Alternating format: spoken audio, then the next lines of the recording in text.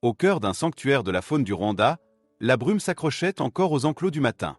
Les cris lointains des Kalao résonnaient contre les clôtures d'acier, mais à l'intérieur de l'habitat 7, tout était silencieux. Kira, la gorille des plaines de l'Ouest autrefois la plus bruyante du groupe, restait immobile sur un rocher plat. Contre sa poitrine, elle serrait son nouveau-né, son premier que les soigneurs avaient appelé Nuru, lumière. Depuis sa naissance, elle ne l'avait jamais quitté. Elle le portait en buvant, en dormant, en parcourant l'enclos la nuit. Les autres femelles la taquinaient de petits grognements, mais Kira ne répondait que par un grondement doux, un son qui signifiait « le mien ». Daniel Manji, le gardien principal, observait la scène depuis la rambarde. « Tu es une bonne mère, Kira », murmura-t-il avec un faible sourire. En 15 ans de travail auprès des gorilles, jamais il n'avait vu une mère aussi patiente. Mais, peu à peu, il remarqua ce dont les autres parlaient à voix basse depuis plusieurs jours. Nuru ne s'accrochait plus à elle. Ses petits doigts, qui autrefois agrippaient sa fourrure, pendaient maintenant inertes. Kira le déplaça légèrement, attendant le réflexe familier. « Rien. Quelque chose ne va pas avec le petit ?» demanda Rosa, une soigneuse, incarnée sous le bras. « Il est peut-être fatigué. » répondit Daniel, la gorge serrée. Il leva les jumelles. Le bébé ne dormait pas. Ses yeux étaient ouverts, fixes, figés sur le visage de sa mère. Ce n'était pas de la curiosité, mais une étrange immobilité. Quand Kira le poussa doucement, il bougea à peine. Elle le ramena contre elle, ses lèvres tremblaient, sans émettre le moindre son. « La chaleur est terrible ces jours-ci », dit Daniel d'une voix tendue. Rosa secoua la tête. Elle le garde toujours à l'ombre. « Regarde-la. Elle sait que quelque chose ne va pas. » Kira tourna légèrement la tête. Daniel distingua la tension dans ses épaules, chaque muscle tendu comme une corde.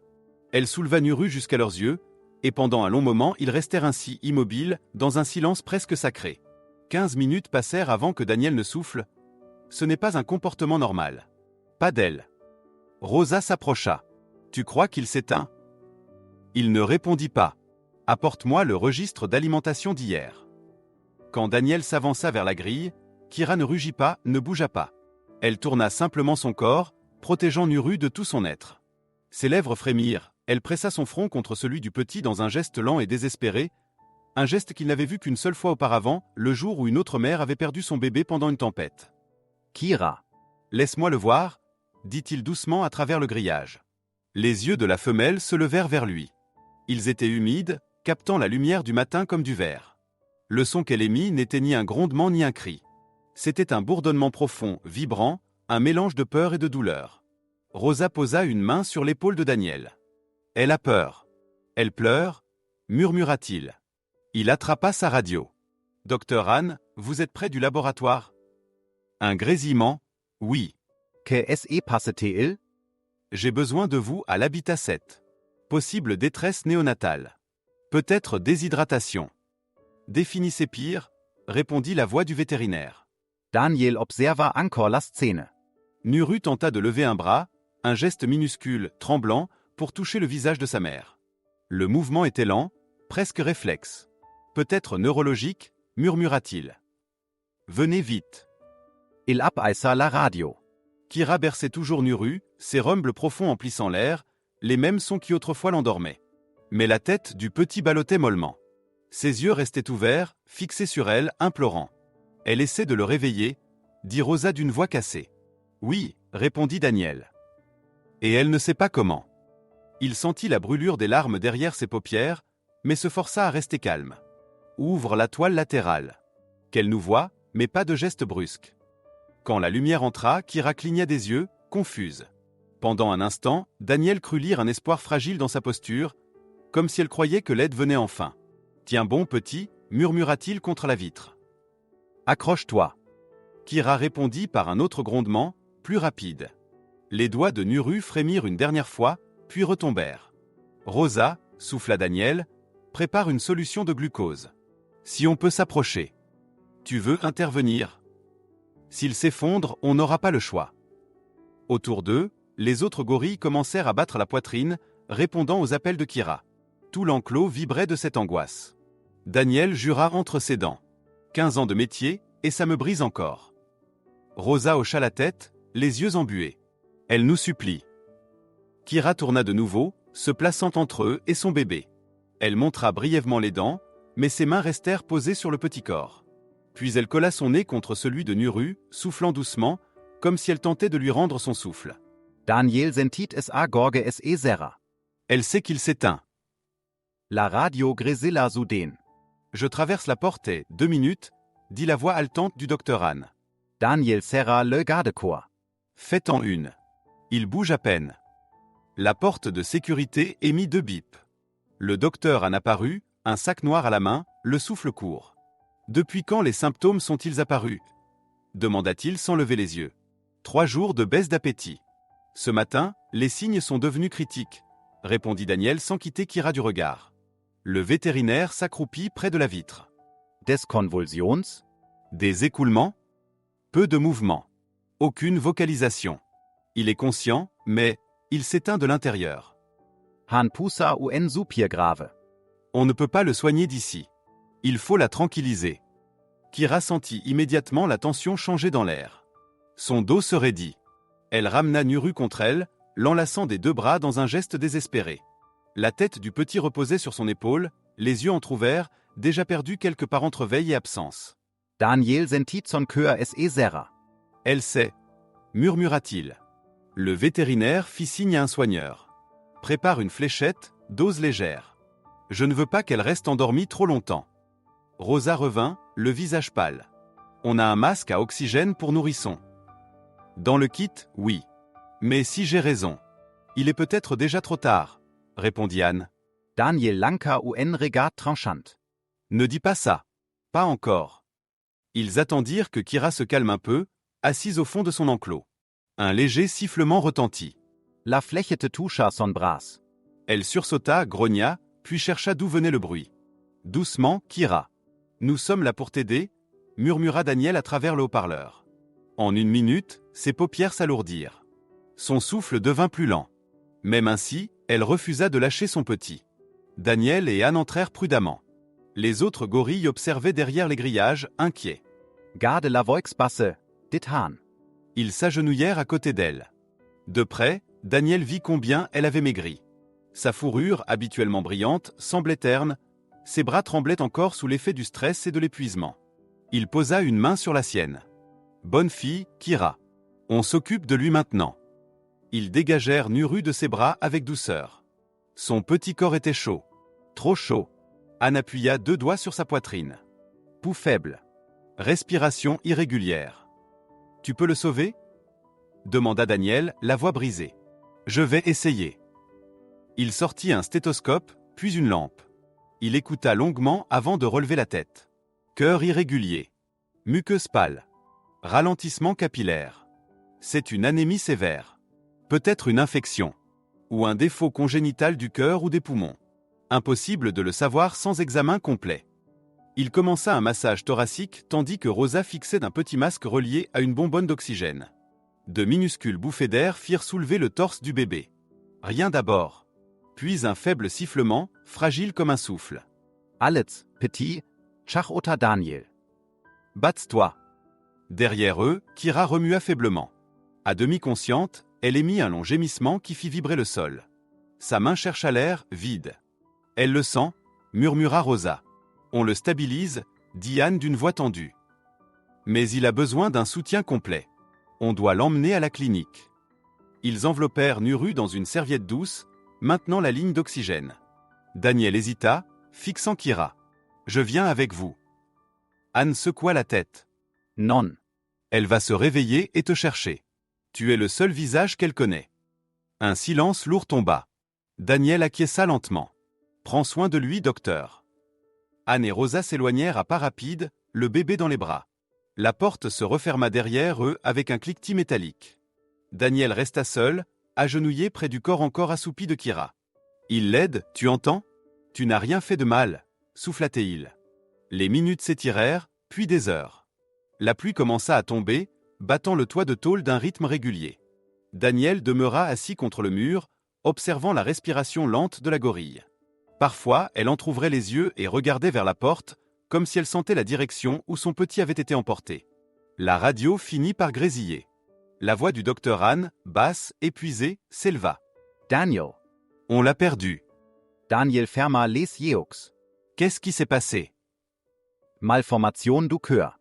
Le ventricule gauche sous-développé. Il n'y avait rien à faire. Le silence retomba. Daniel leva les yeux vers Kira, désormais éveillée. Elle savait. Son regard le disait. « Tu es sûr ?» demanda-t-il d'une voix tremblante. « Oui. Je suis désolé. » Daniel enteignet la radio. Il resta un long moment sans bouger. Puis, doucement, il parla. « Il est parti, Kira. » Elle le fixa un instant, puis se tourna vers la pierre où elle l'avait tenu pour la dernière fois. Elle toucha la terre, la sentit, puis s'assit lourdement. Un son s'éleva de sa poitrine, profond, brisé, interminable. Un gémissement qui résonna dans tout le sanctuaire. Les autres gorilles cessèrent de bouger. Même les oiseaux dehors se turent. Daniel posa son front contre la vitre. Les larmes coulaient librement. « Tu as tout fait bien, murmura-t-il. Tu l'as gardée en sécurité jusqu'à la fin. » Toute la soirée, elle resta immobile. Les soigneurs lui apportèrent de l'eau et des fruits, qu'elle ignora. Elle gardait simplement la main posée sur la petite serviette laissée près d'elle, imprégnée encore de l'odeur de son petit. La nuit s'était abattue sur le sanctuaire comme un manteau lourd. La pluie tombait en nappes épaisses sur les toits métalliques, son bruit régulier se mêlant au grondement lointain du tonnerre. Dans la pénombre, Daniel ne parvenait pas à détourner les yeux de l'enclos. À travers la vitre, on devinait à peine la forme sombre de Kira, recroquevillée contre le mur, son souffle lent, profond, presque imperceptible. Elle tenait toujours la petite serviette blanche que Rosa avait laissée, celle qui portait encore l'odeur de son petit. Elle la serrait contre elle, comme si la chaleur du tissu pouvait retenir un peu de vie. Pendant des heures, elle ne bougea pas. Puis, vers minuit, elle se redressa lentement, plia la serviette avec une précision presque humaine et la posa sur ses genoux. Un grondement sourd monta de sa poitrine, grave et doux à la fois. Ce n'était pas un cri, ni une plainte. C'était un chant. Le même qu'elle murmurait autrefois quand Nuru s'endormait, un bourdonnement régulier, rythmant les battements de son cœur. Daniel resta là, immobile, la main contre la vitre. « Tu lui dis au revoir, pas vrai ?» souffla-t-il. Ses mots se perdirent dans le bruit de la pluie, mais Kira leva la tête. Ses yeux, brillants comme deux larmes de nuit, croisèrent les siens. Et pendant un instant, tout se figea, la pluie, le tonnerre, le monde. Deux êtres, séparés par une vitre et une espèce, se comprirent sans un son. Puis Kira ferma les paupières et se laissa aller contre le mur, paisible, comme si elle acceptait enfin ce que le jour lui avait pris. Les jours suivants furent un combat silencieux. Elle refusa de s'alimenter. Les fruits laissés dans son enclos restaient intacts, et même l'eau du bassin ne portait plus de traces de ses lèvres. Daniel passait chaque matin, s'asseyant de l'autre côté de la vitre. Il lui parlait doucement, des heures durant. « Tu sais, Kira. Il a senti que tu étais là, jusqu'au dernier souffle. Tu ne l'as pas abandonné. » Elle restait immobile, mais parfois son regard glissait vers lui. Un regard vide, blessé, mais encore vivant. Au troisième jour, Rosa entra en trombe dans la salle d'observation. « Daniel, viens vite. » Il accourut, le cœur battant. Kira était debout. Pour la première fois depuis la mort du petit, elle se tenait droite, solide, la tête levée. Dans ses bras, elle tenait encore la serviette, mais cette fois elle marchait lentement, comme si chaque pas réapprenait la vie. Elle s'arrêta près du bassin, trempa une main dans l'eau, puis la porta à ses lèvres. Rosa eut les yeux humides. « Elle revient. » Daniel sourit à peine, mais son regard brillait. « Oui, elle revient. » Les semaines passèrent. La pluie céda place à un ciel clair, et la savane environnante reprit son souffle. Le cri des calaos, le bruissement des feuilles, le grondement des torrents au loin, tout semblait rappeler que la vie continuait. Kira recommença à manger. Elle s'approchait des autres femelles, observait leurs petits sans agressivité. Parfois, elle restait longuement assise à côté d'une jeune mère et fixait le nourrisson dans ses bras, sans un geste, simplement présente. Un matin, Daniel l'avait tendre la main. Le petit gorille agrippa ses doigts minuscules. Kira se figea puis émit un petit son, un souffle à peine audible.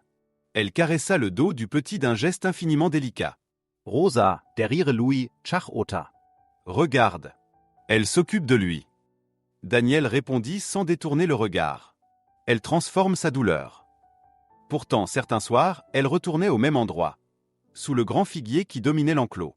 Là, elle s'asseyait seule, la serviette pliée entre ses bras. Parfois, elle la portait contre sa poitrine et la berçait lentement, comme si le temps n'avait pas de prise sur son amour. Daniel la voyait de loin, silhouette sombre au milieu de la lumière dorée du crépuscule, et il sentait que ce deuil silencieux n'était pas une faiblesse, mais un acte de fidélité.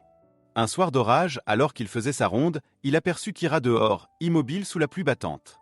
L'eau ruisselait le long de son dos, mais elle ne bougeait pas. Ses yeux étaient tournés vers le ciel. Dans ses bras, la serviette trempée se collait à sa poitrine. Daniel resta fige. C'était comme si elle parlait à quelque chose que lui ne pouvait pas entendre.